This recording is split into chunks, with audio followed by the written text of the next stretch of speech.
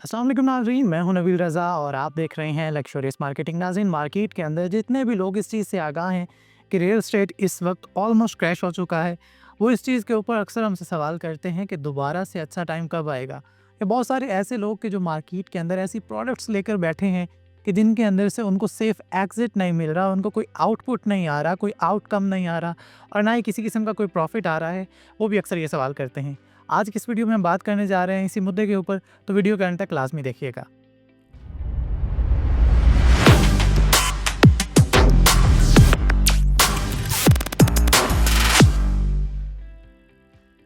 नाज़रीन, एक बहुत मशहूर सेइंग है कि हर चीज़ को उसके असल की तरफ लौटना होता है। ऐसा ही कुछ हमें देखने को मिला है पाकिस्तानी रियल एस्टेट मार्केट के अंदर कि जहाँ पर प्लॉट हो, दुकान हो या मकान, हर चीज़ के रेट को इतना ज़्यादा बढ़ा दिया गया था कि लोगों के लिए ख़रीदना मुश्किल ही नहीं बल्कि नामुमकिन हो गया था। आज के दिन में अगर किसी भी शख्स के पास पैसा है तो वो कोशिश कर रहा है कि वो पाकिस्तान से बाहर इन्वेस्ट कर ले, बजाय ये कि वो किसी चीज़ के अंदर पाकिस्तान के अंदर इन्वेस्ट करे। अगर आप किसी भी फील्ड, किसी भी प्रोफेशन या किसी भी सेक्टर से ताल्लुक़ रखते हैं तो इसका ये हरगिज़ मतलब नहीं होता कि आप हर स्याह और सफ़ेद जो उस फील्ड या उस प्रोफेशन से जुड़ा हुआ है उसको डिफेंड करने में लग जाएँ। रियल एस्टेट के अंदर बहुत सारी काली भेड़ें हैं, बहुत सारे डेवलपर हजरात ऐसे हैं कि जो सपने, ख्वाब और विजन बेच रहे होते हैं कि जिनका हकीकत से दूर दूर तक लेना देना नहीं होता, कि जिनको तख्लीक करना, जिनको वजूद में लाना ऑलमोस्ट नामुमकिन होता है। लेकिन क्योंकि मार्केटिंग कंपनी सलामत रहें, ऐसे डेवलपर हजरात सलामत रहें और जब तक लालची लोग सलामत रहें तो उनकी दुकान ऐसे ही चलती रहेगी।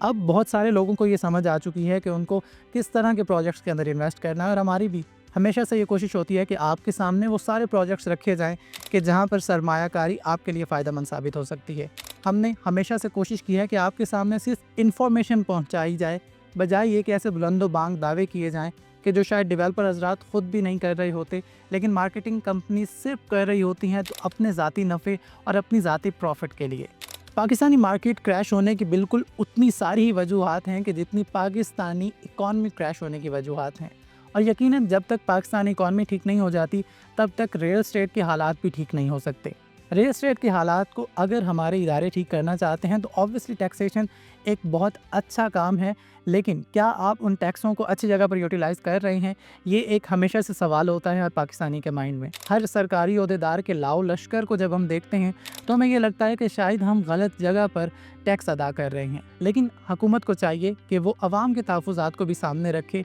अवाम को अगर कोई भी शख्स फ़रेब दे रहा है, धोखा दे रहा है, उसको कड़ी से कड़ी सज़ा भी दे, उसको कड़े से कड़ा जुर्माना भी करे। अगर कोई भी शख्स अपने प्रोजेक्ट को डिले कर रहा है, तो अगर हम दुबई की मिसालें देते हैं कि दुबई के अंदर पूरी दुनिया से इन्वेस्टमेंट आ गई है, तो वहाँ पर अगर कोई भी शख्स कोई प्रोजेक्ट लॉन्च करता है तो उसके बाद उसको एक टाइम फ्रेम देना पड़ता है कि जिसके अंदर उसको उस प्रोजेक्ट को डिलीवर भी करना होता है। उस प्रोजेक्ट के जितने यूनिट होते हैं उसके उतने ही क्लाइंट होते हैं, किसी किस्म की कोई ओवर सेलिंग नहीं होती। हुकूमत के पास उसके फ़ंड्स बाउंड होते हैं, जिस जिस लेवल की डेवलपमेंट पे वो पहुंचता है उतने उतने फ़ंड्स रिलीज़ किए जाते हैं, तब जाकर वो डेवलपमेंट मुकम्मल होती है और तब जाकर लोगों को वो एसेट मिलता है। लेकिन पाकिस्तान के अंदर क्योंकि शुत्र बेमुहार चीज़ें चल रही होती हैं, कोई भी शख्स आता है, प्रोजेक्ट लॉन्च करता है, पैसे इकट्ठे करता है, फिर उसके बाद जाकर लैंड लेता है, फाइल्स मार्केट में बेतहाशा मौजूद होती हैं और फिर क्योंकि उसको बहुत सारी अपनी लग्जरीज़ को भी पूरा करना होता है और बहुत सारे इदारों की जानिब भी उसको देखना पड़ता है, तो तब जाकर कोई भी शख्स अपना प्रोजेक्ट मुकम्मल करता है। तो जब तक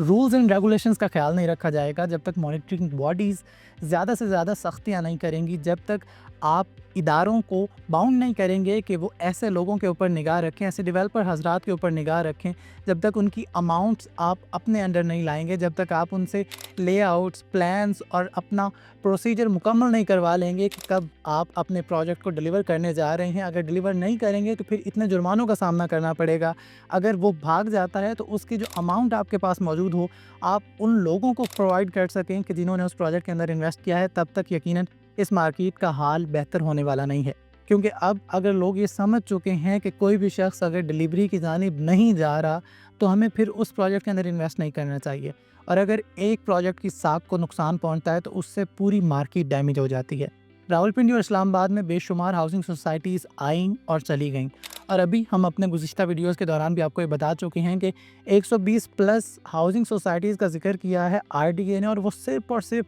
रावलपिंडी डिस्ट्रिक्ट में मौजूद हैं। खुद सोचिए कितने ज़िले हैं, सूबे हैं और फिर पूरा पाकिस्तान है कहाँ पर कितने बड़े फ्रॉड हो रहे हैं। तो हुकूमत को चाहिए कि ज़्यादा से ज़्यादा सख्तियाँ करे, कवानीन को ज़्यादा से ज़्यादा सख्त करने के साथ साथ उनकी इम्प्लीमेंटेशन भी हो, लोगों के ऊपर सज़ा और जज़ा का निज़ाम भी हो, लोगों के ऊपर कड़े से कड़े जुर्माने भी हों, ताकि लोग अपने प्रोजेक्ट्स को डिलीवर भी करें और उतने ही सपने दिखाएं कि जिनका हकीकत से लेना देना हो। तभी जाकर प्रोजेक्ट्स डिलीवर होंगे और तभी जाकर रियल एस्टेट का हाल बेहतर होगा। अपना और अपने इर्द के लोगों का बहुत सारा ख्याल रखिए, दुआओं में याद रखिए। अगर आप चाहते हैं कि आप रावलपिंडी और इस्लामाबाद के गिरदोनुमा में मौजूद किसी भी अच्छे हाउसिंग प्रोजेक्ट के अंदर इन्वेस्ट करें, तो यकीनन यही वो टाइम है कि जब अगर आप ऑन ग्राउंड चीज़ के अंदर इन्वेस्ट करेंगे तो कल को आपको प्रॉफिट भी होगा। इसके अलावा अगर आप किसी ऐसी फ़ाइल के ऊपर भी जाते हैं कि जिसके ऑल ड्यूज़ क्लियर हो चुके हैं, जिसके डेवलपमेंट चार्जेस क्लियर हो चुके हैं, लेकिन अभी तक उसका प्लॉट एग्जिस्ट नहीं करता, तो वो भी आपको बहुत मुनासिब कीमत में मिल जाएगी। तो उसके ऊपर भी आप हमसे रब्ता कर सकते हैं हमारे दिए गए नंबर्स पर। इसके अलावा आप हमारे ऑफ़िस भी तशरीफ़ ला सकते हैं। शुक्रिया, अल्लाह हाफ़िज़।